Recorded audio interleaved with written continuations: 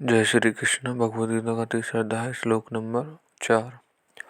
न कर्मणा न मनमनस्य न कृषा प्रसरतो न चेतन न सिद्धि समागच्छति। इसका हिंदी अर्थ है, मनुष्य ना तो कर्मों का आरंभ के बिना निष्कामता अनुभव करता है और न कर्मों के त्याग मात्र से सिद्धि को ही प्राप्त होता है।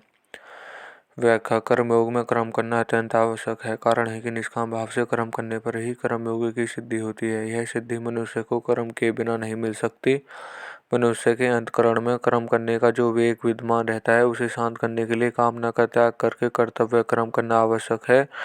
कामना रखकर कर्म करने पर यह वेग मिटता नहीं, प्रत्युत बढ़ता है। पदों का आशय है कि कर्मयोग का आचरण करने वाला मनुष्य कर्मों को करते हुए भी निष्काम कर्मता प्राप्त होता है। जिस स्थिति में मनुष्य को कर्म अकर्म हो आते हैं अर्थात बंधन कारक नहीं होते, उस स्थिति को निष्कर्मता कहते हैं। कामना से रहित होकर किए गए कर्मों में फल देने की शक्ति का उसी प्रकार सर्वथा अभाव हो जाता है, जिस प्रकार बीज को भूनने या उबालने पर उसमें पुनः अंकुर देने की शक्ति सर्वथा नष्ट हो जाती है। अतः निष्काम मनुष्य के कर्मों के पुनः जन्म मरण के चक्कर में घूमने की शक्ति नहीं रहती। कामना का त्याग भी हो सकता है जब सभी कर्म दूसरों की सेवा के लिए किए जाएं, अपने लिए नहीं। कारण है कि कर्म मात्र का संबंध संसार से और अपना संबंध परमात्मा से अपने साथ कर्म का संबंध है ही नहीं। तो इसलिए जब तक अपने कर्म करेंगे तब तक कामना का त्याग नहीं होगा, और जब तक कामना का त्याग नहीं होगा तब तक निष्काम कर्ता की प्राप्ति नहीं होगी। इस श्लोक में पूर्व धर्म में भगवान ने कर्मयोगी को दृष्टि से कहा है कि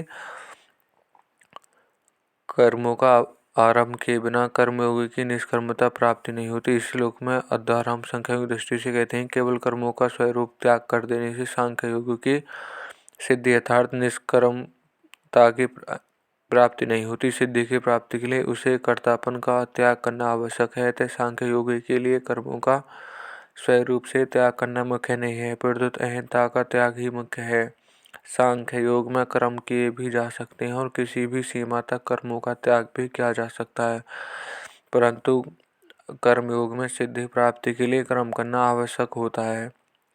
मार्मिक बात श्री भगवद्गीता मनुष्य व्यवहार में परमार्थ सिद्धि की कला सिखाती है। उसका आश्रय कर्तव्य कर्म करने में छुड़ाने में नहीं है। इसलिए भगवान ने कर्मयोग और ज्ञान योग दोनों ही साधनों में कर्म करने की बात कहते हैं। यह एक स्वाभाविक बात है कि जब तक साधक अपना कल्याण चाहता है तब तक वह संसार की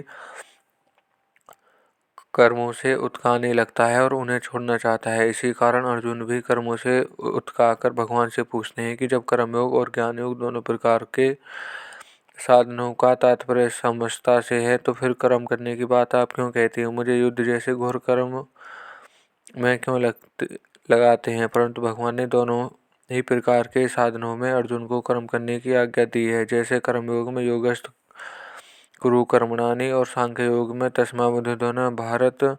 इससे सिद्ध होता है कि भगवान का अभिप्राय कर्मों को स्वरूप छुड़ाने में नहीं है, प्रत्युत कर्म करने में। हाँ, भगवान कर्मों को जो जहरीला अंश कामना ममता और आसक्ति है उसका त्याग करके ही कर्म करने की आज्ञा देते हैं। कर्मों का स्वरूप त्याग करने की अपेक्षा साधक को उनसे अपना संबंध विच्छेद करना चाहिए। कर्मयोगी की निस्वार्थ भाव से कर्म करते हुए शरीर इंद्रिय मन बुद्धि पदार्थ आदि को संसार की वस्तु मानकर संसार की सेवा में लगाते हैं और कर्मों तथा पदार्थों को साथ अपना कोई संबंध नहीं मानता। ज्ञान योग में सत असत के विवेक की प्रधानता रहती है। अतएव ज्ञान योगी ऐसा मानता है कि गुण ही गुणों के बारे में व्रत रहे हैं, अर्थात शरीर इंद्रिय मन बुद्धि आदि से ही कर्म हो रहे हैं। मेरा कर्मों के साथ किन्हीं मात्र भी संबंध नहीं है।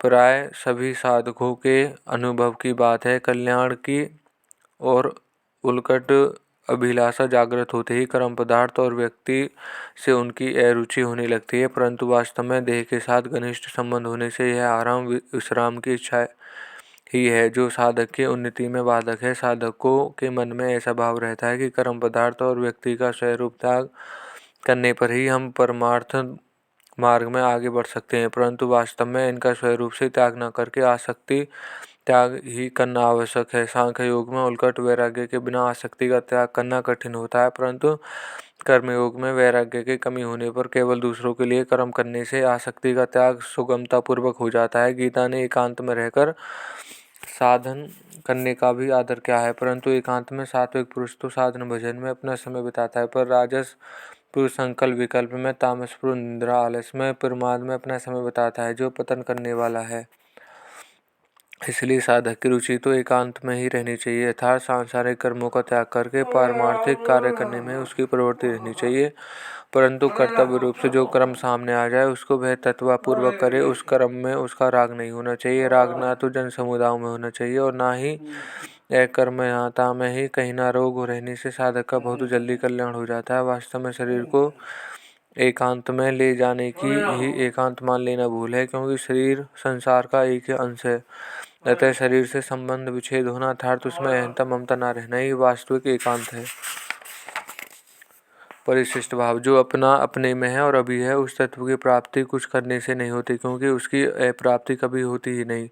हम कुछ करेंगे तब प्राप्ति होगी। यह देव भीमना को पृष्ठ करने वाला है। प्रत्युत क्रिया का आरंभ और अंत होता है, तय क्रिया करने से उसकी प्राप्ति होगी। जो विद्वान नहीं है परंतु प्रकृति के साथ संबंध होने के कारण प्रत्येक प्राणी में क्रिया का वेग रहता है, उसको क्रिया रहित नहीं होने देता। क्रिया का वेग शांत करने के लिए यह आवश्यक है कि जो नहीं करना चाहिए उसको ना करें और जो करना चाहिए उसको निर्मम तथा निष्काम होकर करें, अर्थात अपने लिए कुछ ना करें, प्रत्युत केवल दूसरों के हित के लिए करें। अपने लिए करने से क्रिया का वेग कभी समाप्त नहीं होता, क्योंकि अपना स्वरूप नित्य है और अकर्म कर्म अनित्य है। अतः निष्काम भाव से दूसरों के हित के लिए कर्म करने से क्रिया का वेग शांत होकर प्रकृति से संबंध विच्छेद हो जाएगा और सब देश काल आदि में विद्वान परमतत्व प्रकट हो जाएगा, उसका अनुभव हो जाएगा। यह श्लोक यहीं समाप्त होता है। धन्यवाद।